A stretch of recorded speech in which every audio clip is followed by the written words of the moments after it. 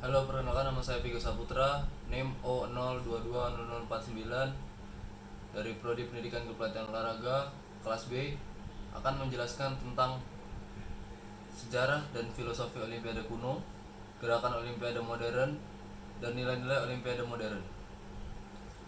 Dimulai dari sejarah Olimpiade kuno. Sejarah Olimpiade kuno berawal dari 776 hingga 394 AD. Olimpiade pada mulanya adalah sebuah festival olahraga yang merupakan bagian dari ritual keagamaan bangsa Yunani atau Greece dan koloninya untuk menyembah dan memuja dewa Zeus. Setelah dilakukan ritual keagamaan di sebuah kuil dan di Bukit Kronus, wilayah Gunung Olimpia, dilakukan sebuah festival lomba olahraga yang diikuti oleh ratusan atlet dari seluruh bangsa Yunani, yang dimaksudkan untuk penghargaan atau rasa syukur bagi dewa Zeus.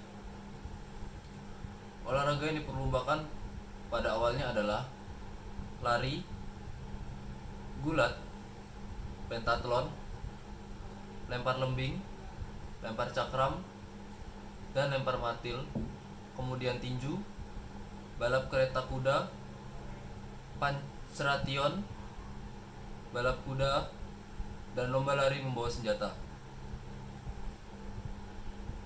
Lomba diadakan setiap 4 tahun sekali di stadion yang berkapasitas 40.000 dari 300 meter kali 200 meter di dekat sungai Kladelos dan berlangsung selama 5 hari.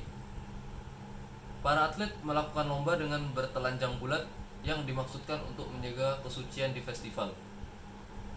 Peserta dan penonton yang diizinkan berpartisipasi hanyalah kaum pria. Kemudian, selama masa perlombaan berlangsung, semua aktivitas peperangan dan sikap permusuhan dihentikan dan dilarang. Pemenang lomba diberikan penghargaan tertinggi berupa mahkota daun zaitun dan diberikan gelar pahlawan, sehingga para pemenang sangat dihormati oleh masyarakat Yunani, dan saat terjadi sebuah peperangan akan berhenti bila sang pemenang sedang melintasi medan pertempuran. Pada 393 AD, lomba di Olimpia dihentikan oleh raja kerajaan Kristen yang berkuasa saat itu, yaitu Theodor I. Raja Theodor II menghancurkan Olimpia. Kemudian kota Olimpia hancur dan hilang akibat bencana alam. Kita berlanjut ke filosofi dan nilai-nilai dalam penyelenggaraan Olimpiade kuno. Terdapat beberapa nilai-nilai, yaitu selalu menjaga kesucian diri selama bertanding, 2. Menjaga kekuatan dan kebugaran fisik, keterampilan, serta ketahanan mental. Yang ketiga, semangat untuk berprestasi. Yang keempat, jujur dalam pertandingan. Kemudian yang kelima, saling menghargai. Yang keenam, terciptanya perdamaian. Yang ketujuh, terjalinnya kompromi dan kesepakatan antar suku. Yang kedelapan, penghargaan tertinggi. Yang kesembilan, peningkatan ekonomi. Dan yang kesepuluh, sukaria atau sukacita. Kita masuk ke gerakan Olimpiade modern dan penyebaran Olimpisme.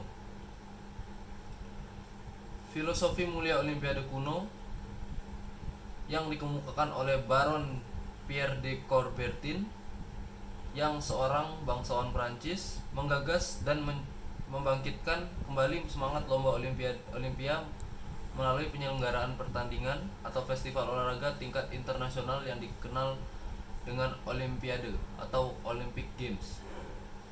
Olimpiade ini pertama dilakukan di kota Athena pada tahun 1896.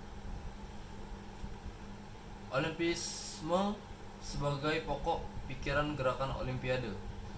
Olimpisme adalah dasar fundamental dan filosofi kehidupan yang mencerminkan dan mengkombinasikan keseimbangan antara jasmani dan rohani, serta mengharmoniskan antara kehidupan keolahragaan, kebudayaan, dan pendidikan, sehingga dengan demikian dapat diciptakan keselarasan hidup yang didasarkan pada kebahagiaan dan usaha yang mulia, nilai-nilai pendidikan yang baik, dan penghargaan pada prinsip-prinsip etika yang baik pula. Kemudian visi Olimpisme. Visi Olimpisme adalah menempatkan olahraga di mana saja sebagai wahana pembentukan manusia secara utuh yang harmonis dalam usaha membantu suatu masyarakat yang damai dan saling menghormati. Paradigma Olimpisme dalam pertandingan Olimpiade. Prestasi olahraga bukanlah hal yang utama. Kemudian kita akan bergeser ke Presiden IOC 1994 sampai dengan sekarang. Yang pertama adalah Demetrius Fikelas pada tahun 1894 hingga 1896. Yang kedua Pierre de Coubertin pada tahun 1896 hingga 1925. Henry de Baillet Latour 1825 hingga 1942.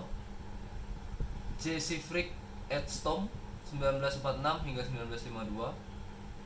Avery Brundage dari 1952 hingga 1972. Kemudian ada Lord Killennin dari 1972 hingga 1980. Ada Juan Antonio Samaranch 1980 hingga 2001. Jacques Roch 2001 hingga 2013, dan yang terakhir ada Thomas Bach dari 2013 hingga sekarang. Simbol gerakan Olimpiade modern. Terdapat 5 cincin dengan 5 warna yang berupa warna biru, kuning, hitam, hijau, dan merah dengan latar belakang putih. Kelima cincin itu mewakili 5 benua, yaitu benua Asia, Eropa, Afrika, Amerika, dan Australia, serta negara-negara di dunia yang disimbolkan dengan 5 warna yang merupakan bagian dari warna bendera masing-masing negara. 5 cincin tersebut diciptakan oleh B. Pierre de Coubertin dan diluncurkan pertama kali serta digunakan pada tahun 1914 pada Kongres Olimpiade di Antwerpen. Yang ketiga, filosofi dan nilai-nilai Olimpiade. Terdapat Value of the Olympic Games motto, yaitu Citius Altius Fortius, yang diartikan lebih cepat, lebih tinggi, dan lebih kuat. Diusulkan oleh Henry Dindon, seorang guru dari Republik Dominika, salah seorang teman dari Baron Pierre de Coubertin. Kemudian terdapat fenomena prestasi manusia yang meningkat atau menjadi lebih baik. Dimulai dari nomor lompat tinggi pada cabur atletik. Pada tahun 60-an, prestasi pertama berawal dari 117 cm, kemudian meningkat di tahun 80-an menjadi 200 cm, dan hingga pada tahun 2000-an lompat tinggi meningkat menjadi 235 cm. Kemudian terjadi penemuan kapasitas prosesor komputer. Pada tahun 60-an dimulai dari kilobyte, tahun 80-an gigabyte, hingga tahun 2000-an menjadi terabyte. Konsep pembentukan nilai-nilai moral. Terdapat 7 yang berada di penyelenggaraan Olimpiade. Kesempurnaan dalam kinerja, berpartisipasi dengan kegembiraan dan kesenangan, kejujuran dalam berkompetisi, rasa hormat terhadap sesama tanpa memandang perbedaan, budaya, suku maupun perorangan, pengembangan kualitas manusia, kepemimpinan yang dilandasi oleh kebersamaan, berlatih, bekerja dan berkompetisi. Kemudian kedamaian antara bangsa. Dan yang terakhir terdapat nilai Olimpiade. The real Olympism, seperti Mon Dek-sung adalah seorang atlet taekwondo dari Korea, ikut bertanding pada Olympic Games 2004 di Athena, berhasil meraih medali emas, kemudian berhasil mendapatkan Olympic Fair Play Award 2004 karena telah menunjukkan nilai-nilai Olympism secara nyata dan sekarang menjadi IOC member. Sekian presentasi dari saya. Mohon maaf bila ada kesalahan. Terima kasih.